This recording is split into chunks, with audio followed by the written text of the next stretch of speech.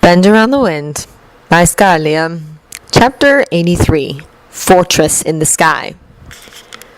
Apparently, even in a non-emergency situation, the corridors of the helicarrier were filled with busy agents. None of them even spared them a second glance. It was strange to be invisible without actually being invisible. The same scent was everywhere: metal, plastic, gunpowder, and sweat. It felt like it was seeping into her clothes and skin. The air felt cleaner even on the inside because of the high altitude, but it was also more lifeless in a way. "Stark, all Avengers are off the perimeter," she could hear through the comlink. "Thank you, Captain," Tony replied. "Your part is done, then." "I trust you with this," Steve continued. "Don't do anything stupid." "When have I ever?"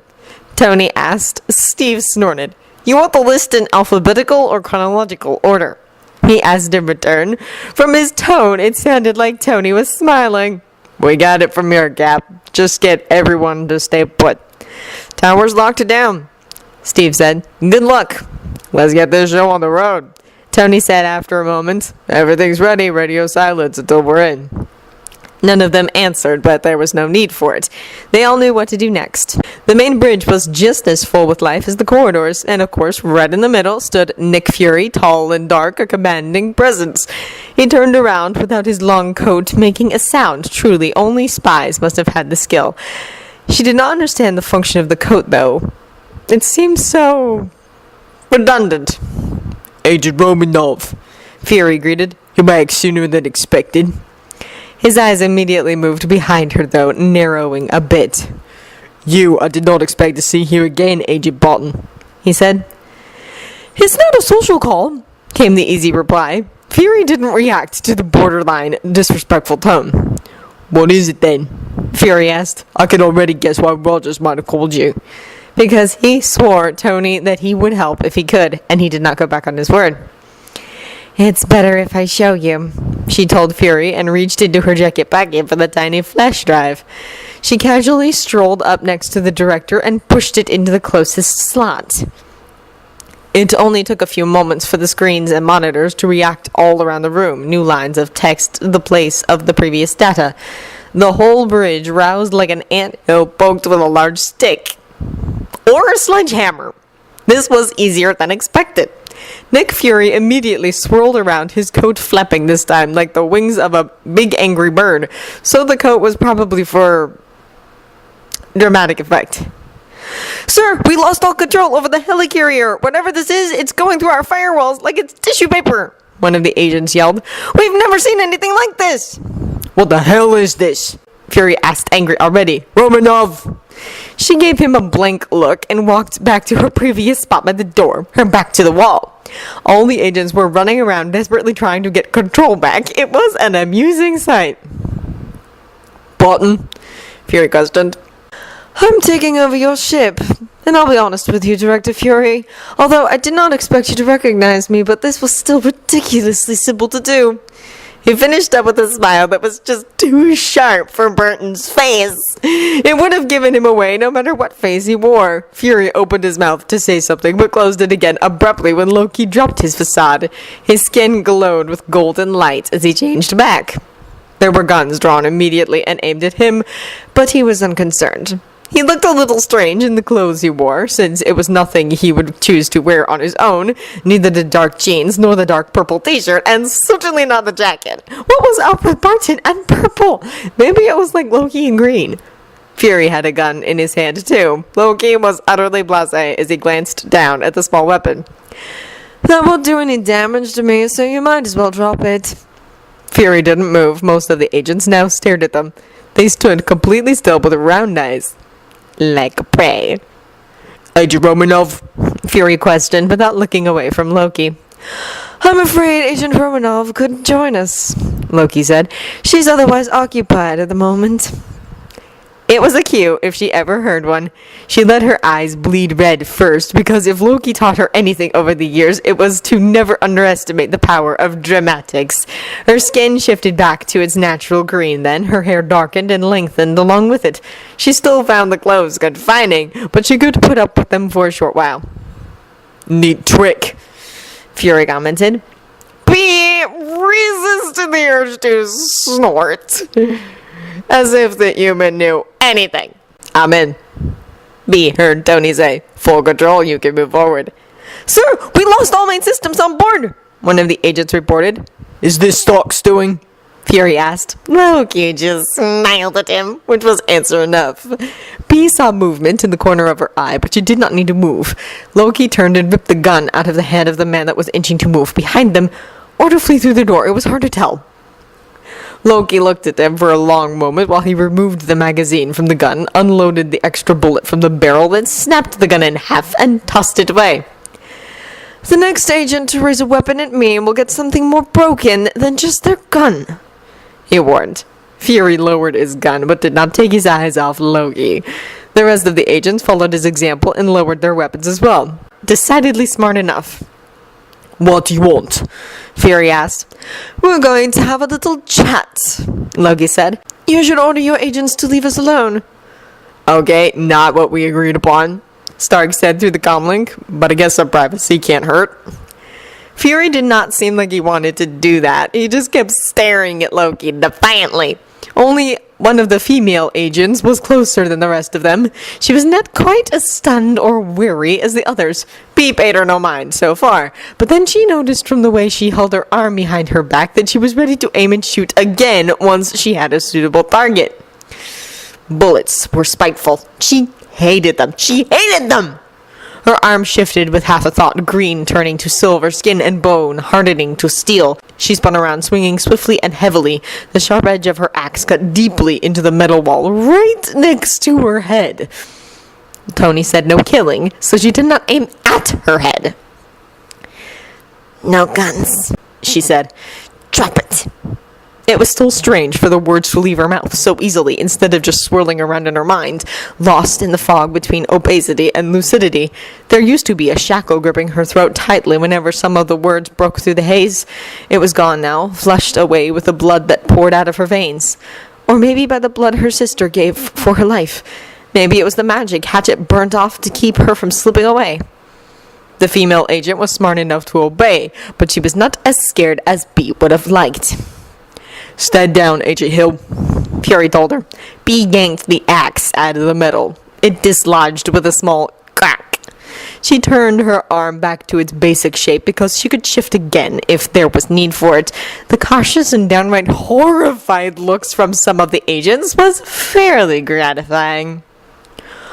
"One last time, Fury," Loki spoke. "You either tell your agents to leave or..." "Or what?" Fury countered. "Or I'll make them leave," whispered Hatchet out of nowhere. She knew he was there all this time, so she did not startle, but it was still unsettling when he did this. He made B a little edgy. Not because of distrust, not at all. He just confused her senses. His presence was there, like the scent of rain in the wind, but she could neither hear nor see him. There was only one way she felt wholly comfortable around him, when she could see his eyes. It was hard to catch his gaze when he was completely obscured from her eyes, hidden even from her ears. She couldn't even sense the heat of his body. His presence was just a constant itch on the back of her neck. Fury did not jump or react much altogether, but he did tense significantly. Hatchet appeared right beside the man. The sharp look in his miscolored eyes was something B was not used to see just yet. It's been there since she woke up. Everything about Hatchet was harsh, cutting, jagged, something broken, and while it was hastily put back together, there were still sharp edges along the cracks. She wondered if they would ever smooth out again, if the cracks could ever heal. Loki noticed it too, because he definitely indulged Hatchet's need of touch and closeness a lot more than before. Maybe it was nothing. Maybe it was something to keep an eye on. Her instincts told her he was still a friend, but also warned her that he was more dangerous now, more likely to use those sharp edges if someone gave him a good enough reason. "Look at it this way, Nick," Hatchet said. "You can either face us alone, or risk everyone in this room by allowing them to stay. Are you willing to do that? Should their lives be at stake just to give you a false sense of security?" The words had a certain weight to them, a heavy suggestion that came from more than just charisma. "No mindfuckery, Hatchet," Tony warned. It made Hatchet grin and take a step back from Fury. He didn't even try to deny it. "Everyone out," Fury said after a long moment. "Sir," Agent Hill protested, but Fury just sent her a look. She did not look pleased, but obediently left the bridge along with the other agents. They all silently waited for them to clear out. Agent Hill only left when all other agents were out. The doors closed immediately behind him. "Thank you, darling," Loki said. "No problem," Tony replied. "So what's it gonna be?" Fury asked. His hands were comfortably linked behind his back. Loki glanced at Hatchet. The elf nodded back, and his fingertips started glowing immediately. Loki caught Bee's gaze as well. She nodded too. "Stark, I'm going to have to cut you off for a while," Loki said. "Why?" Drongo questioned. "That's not what we talked about!" Juyu protested right away. "No, what? Loki, what are you doing?" Tony protested immediately. In confusion, his voice got louder by the second. Loki took his communicator out of his ear. Bee and Hatchet followed suit.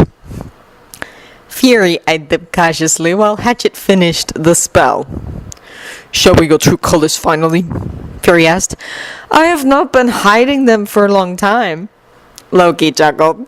Fury just kept staring at him. Loki started walking around a little. It was a sign of dominance, Bee knew, dismissing Fury as a threat by not keeping his eyes on him. "But I assume you mean, am I betraying Stark right now?" Loki asked. "Not that I need to explain myself to you, but no, my devotion to him is unwavering." Fury waited for him to continue, his face unreadable. "This is more a case of plausible deniability, I believe that is what you call it," Loki said. "He cannot be held responsible for something he knows nothing about." "And what is that?" "Oh, it's quite simple," Loki told Fury as he walked up to him. "Believe it or not, I'm not going to threaten your life. A man such as yourself would not care about his safety all that much, after all. So I will ask you some questions," Loki explained calmly, "and you will answer them to the best of your ability. And if you're lying to me, or if I do not like your answers, I'm going to kill one of your agents." Fury's face went even blanker. It was downright fascinating. He showed no reaction to the words at all. Loki kept eye contact and let some of his anger seep into his tone. "Then I'll give you another chance to answer," he continued.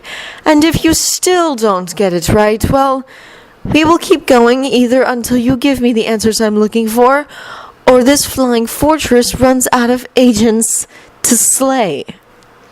This was the very simple reason why Loki only wanted Hatchet and Bee with him here. None of them doubted that Tony, Drongo, and Jew would be willing to do what was needed to be done, but why force their hands? Why make them do something against their nature when the rest of them could do it instead of them? Her sister was willing, but whenever she spilt blood, that certain shine dimmed in her eyes.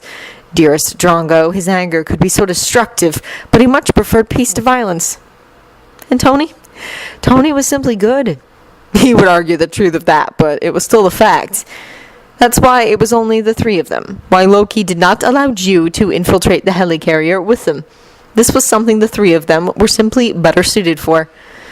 Fury kept his eyes on Loki. A lesser man would have been more afraid than he showed to be. But there was something in his eye, something that showed that he did not quite expect a threat like this. "What?" Loki asked. "I hope you did not think that love has made me soft or pliant." "It's quite the contrary," Hatchet added helpfully, still standing behind Fury. "Yes," Loki agreed. "It has given me purpose and direction. You better believe that I do not mind shedding the blood of your men as payment for what has been done to us. Do not forget who you're dealing with." Loki made sure that Fury believed every word he said, made sure his face showed how serious he was. "Of course, you can spare them all," Loki added. "So tell me, are you ready to hear my questions direct to Fury?" Fury's eyes flicked over to one of the many cameras in the room after a long stretch of silence. Loki followed his gaze. "I wouldn't worry about anyone hearing us," Loki said. "My dear friend Hatchet long mastered the art of fooling technology." "Not as easy as tricking eyes and minds, but not impossible," Hatchet agreed. I do not know why you would hesitate, Loki said to Fury. If you truly are innocent, like Captain Rogers seems to believe, then you would only gain from sharing information with me. Or he's not innocent, B remarked. Not innocent at all, Hatchet mused. Spare me your power games, Fury said, visibly unimpressed. He was unafraid as he stared at Loki. You did not scare me the first time around, and you can't do it this time either. Loki laughed quietly, his lips parting into a sharp grin. You seem to be under the false impression that I'm the one you need to be most afraid of in this room, Loki answered. For the first time since Loki shed his disguise, Fury's eye moved to look at B again, but only for a moment. He couldn't look at Hatchet, of course, since the elf stayed firmly in his large blind spot. Were you the one who sent the team to Stark's house? Loki asked. No, Fury said simply. But S.H.I.E.L.D. had something to do with it, Loki said. You wouldn't have hidden here in your fortress if that wasn't the case. The question is, why? Why fall silent if you can prove your innocence? Why not answer the questions that would assure the safety of you and yours? Fury kept his eye on Loki as he talked, his face blank, still carefully not reacting. I can think of only two answers to these questions, Loki continued. You're either guilty, in which case I will kill you, of course, or you have some carefully laid out plans in motion. Plans that you do not want to be tempered with by the Avengers. They are not known for their subtlety, after all. Except Romanov, who stayed in your service despite everything. Stark is also not known for his subtlety, Fury said. You'd be surprised. Loki smiled. But like I said, no one can hear us right now. Fury contemplated the words for a moment. That bomb that almost got dropped on New York during your little invasion was sent by a group called the World Security Council. Fury started. S.H.I.E.L.D. is on paper under their control. I tend to disagree with them and their decisions. Since the Battle of New York, this disagreement escalated. The Avengers are only aware of some of it. Obviously, Loki said. Apparently they're eager to remove me from my position. I'm blessed and happy about that. So was the attack in Malibu just another disagreement or a ploy to get rid of you? Loki asked. Both, most likely, Fury said. Naturally, I have no proof yet of their involvement in the attack or others like it. Yet, I assume this is where Agent Romanov comes into the picture? Loki concluded. They've kept me and my most trusted agents under heavy surveillance. Agent Coulson I managed to move somewhere they couldn't reach. At the same time, Agent Romanov has been showing loyalty to S.H.I.E.L.D. and a willingness to take orders from people above me, which could have eventually put her in a position allowing her to gather evidence of their guilt, Loki finished. But then Stark came back and brought you along with him. Fury said. He was always considered a liability, a wild card, much like Banner. But you were downright natural, hazard, an unpredictable factor on top of all that, also someone easily angered. So that was their plan? Hatchet asked. Piss off Loki so that he would chop you to pieces? All they wanted to get their hands on Stark, Fury said. After his little press stunt, it became obvious that he's basically sitting on a gold mine of highly advanced technology. Who wouldn't want something like that? Both, B said. Two birds with one stone, Loki nodded. Get their hands on Stark while letting you take the blame for it. That, if we believe he's telling the truth, Hatchet said. You should let me take a peek to make sure. Yes, he actually has no proof, B agreed. You see, I'm really not the one you needed to worry about, Loki commented. It is true, though, that I have no reason to give you the benefit of the doubt. But, Fury prompted. Loki smiled. But nothing real is perfect, he said. It is the greatest mistake one can make while crafting an illusion. Or a lie, forgetting about the imperfections. When everything comes together into one clear picture, when all signs obviously point in the same direction, it makes me very suspicious. Why the threats if you knew that all along? Fury questioned. But just because I'm suspicious, it does not mean that I am absolutely certain of the truth, Loki told him. Your answers were rather important in unveiling this mystery. So what now? Fury asked. You will give me all information you have about them. All of them. Loki said. Maybe your widow found no proof yet, but I have my own means of finding answers. Besides, you surely see the opportunity here. You give me their names, tell me where I can find them, and they will cease to be a problem you need to deal with. We all win. Fury did not have time to answer because someone started banging on one of the closed doors. Open the doors, Fury said right away. Loki contemplated it for a moment, then put his communicator back into his ear, nodding at Hatchet to undo his spell. Stark, Loki said after a moment, then fell silent. Mee's curiosity made her put her own communicator back in place.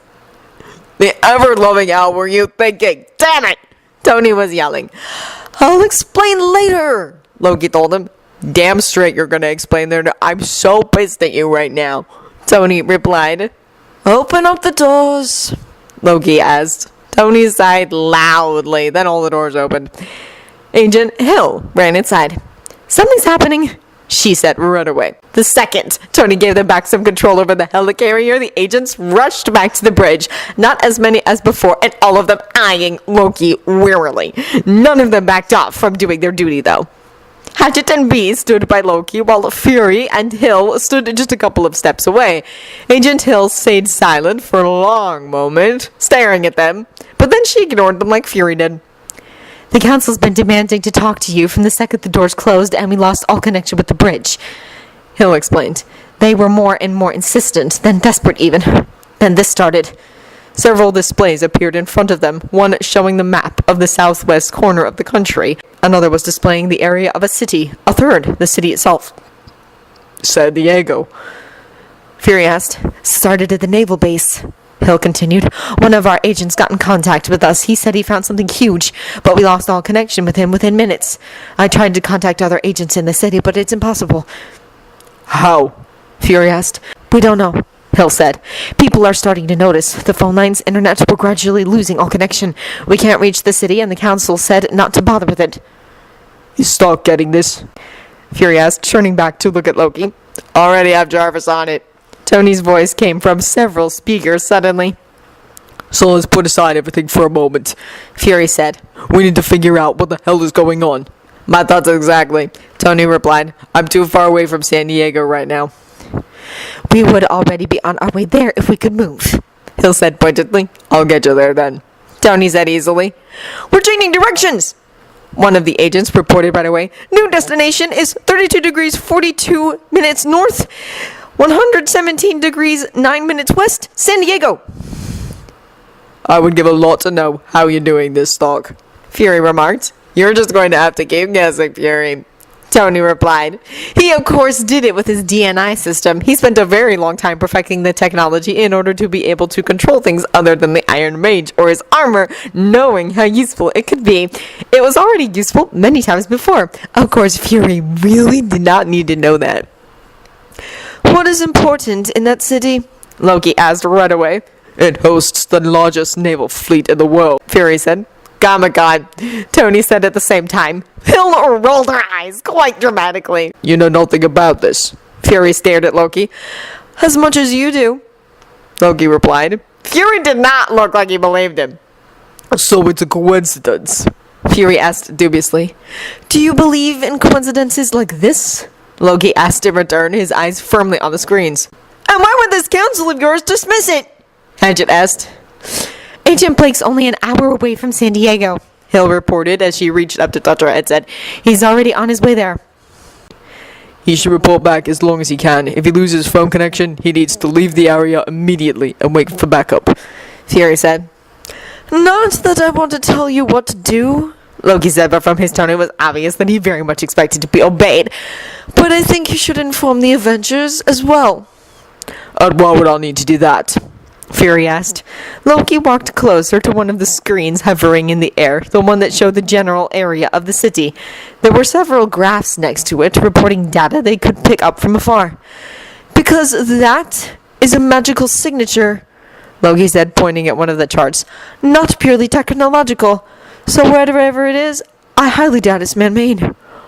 Holy shit, you're right, Tony agreed. There's definitely magic in the area. It's expanding, Loki continued. If it continues to grow this rapidly, it's going to cover the entire city in about 20 minutes. Fury agreed to inform the Avengers.